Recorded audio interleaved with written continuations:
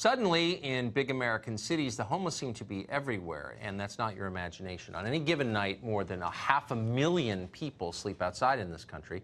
It's enough people to fill Yankee Stadium 10 times over. There are more homeless people in America right now than active duty troops in the U.S. Army. In fact, if the homeless had their own state, it would have as many people as Wyoming does. Over the last 2 years, even as the economy has grown, the homeless population has grown with it, in fact, outstripped its growth.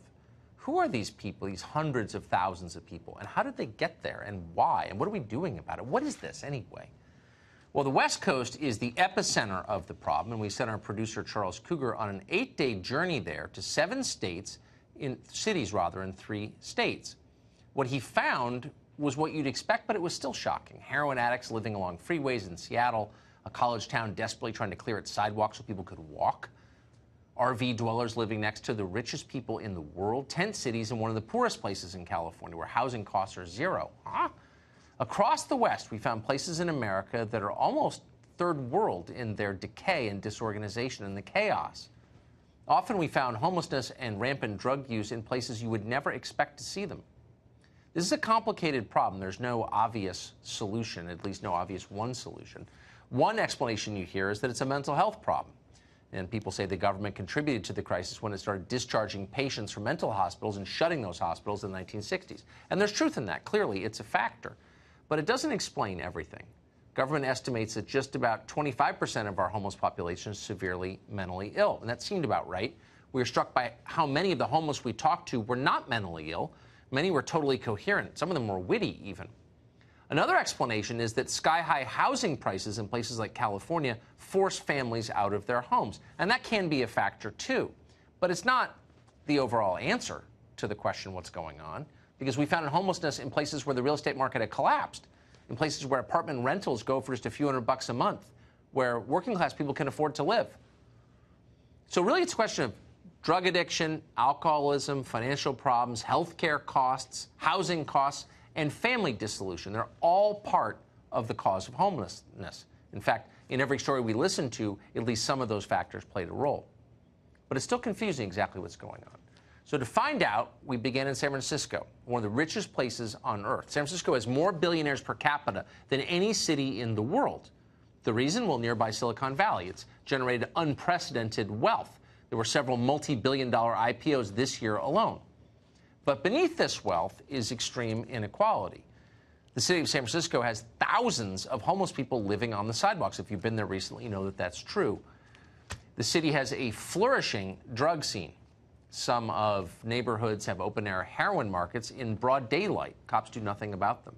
So despite its booming economy, San Francisco has lost its grip on its homeless problem and is struggling to provide basic services. Here's what we found when we went there. This was the scene outside our hotel in San Francisco. A homeless man, hungry for dinner, digging through a trash can for food. The epicenter of homelessness in San Francisco is the Tenderloin neighborhood. It's just blocks from tourist attractions like Union Square and major thoroughfares like Market Street. In the Tenderloin, we saw junkies shooting up in broad daylight and homeless people wielding makeshift knives. One threatened to stab our camera crew because we were filming there. In this video, a mother and daughter wait for a public bus standing just feet from a drug-addled man who's too intoxicated to put on his own coat. The city has about 470 intravenous drug users per square mile.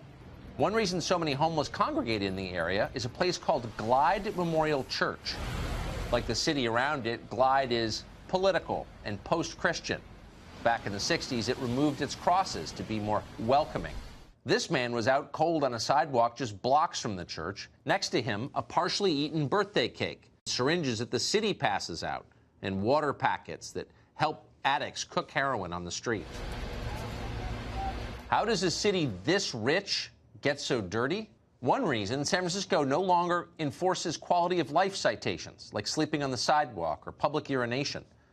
The city used to use citations as leverage to get people off the streets.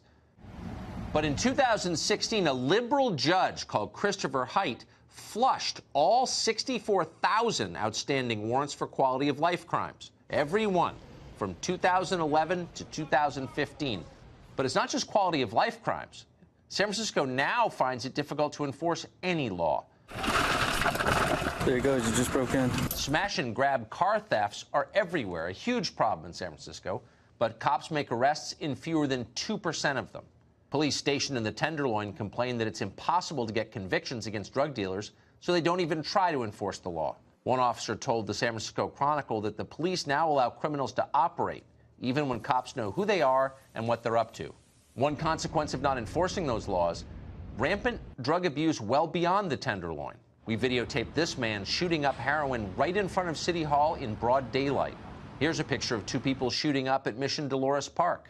A 3-bedroom row house right next to these junkies currently sells for $6 million. City officials are well aware of the problems San Francisco residents have reported. Feces and syringe complaints on nearly every block of the city. Former Mayor Mark Farrell told local media that even he had stepped on a used needle once at the Civic Center Plaza, right near downtown. But nothing's changing. Despite the reports and the money that San Francisco spends on cleaning its streets, we found syringes and human feces all over the city. San Francisco isn't the only city that's lost control, not in the country and certainly not in California. Tomorrow we will take you to other parts of that state, and what you see will shock you. It shocked us. Our Homeless in America series continues with new cities each night this week, so don't miss that.